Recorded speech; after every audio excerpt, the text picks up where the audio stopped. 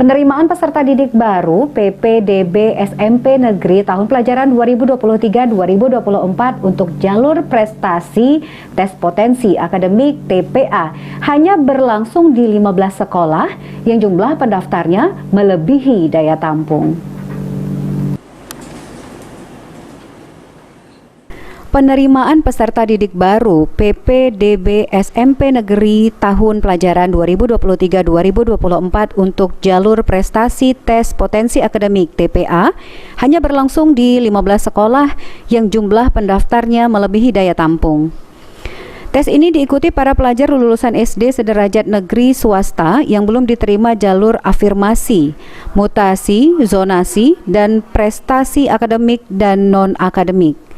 Salah satunya dilakukan di SMP Negeri 1 Palembang. Sebanyak 271 siswa SD yang tidak lulus kembali bersaing mengikuti lagi tes jalur prestasi tahap 2.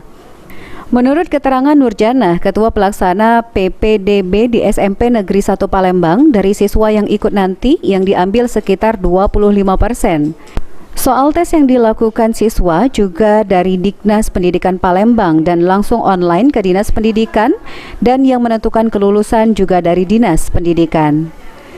Nurjana juga menegaskan, jadi tidak ada permainan sama sekali dalam tes ini, karena semua langsung melalui online dan sistemnya juga dilakukan oleh Dinas Pendidikan.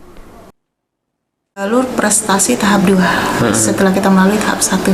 Oke, ini ada berapa siswa yang ikut tes ini, Bu? 271. Yang bakal diterima berapa, Bu? Yang bakal diterima sampai saat ini sesuai dengan kuota yang ada 80 orang.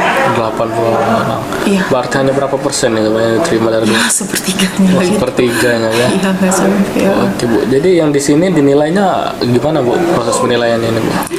Kan semua linknya itu sudah dari dinas semua. Soalnya dari dinas, jadi kita hanya pelaksana. Jadi mereka memberikan link kepada kita melaksanakan di sini. Kita ada 2 lokal, sudah disebar aja linknya.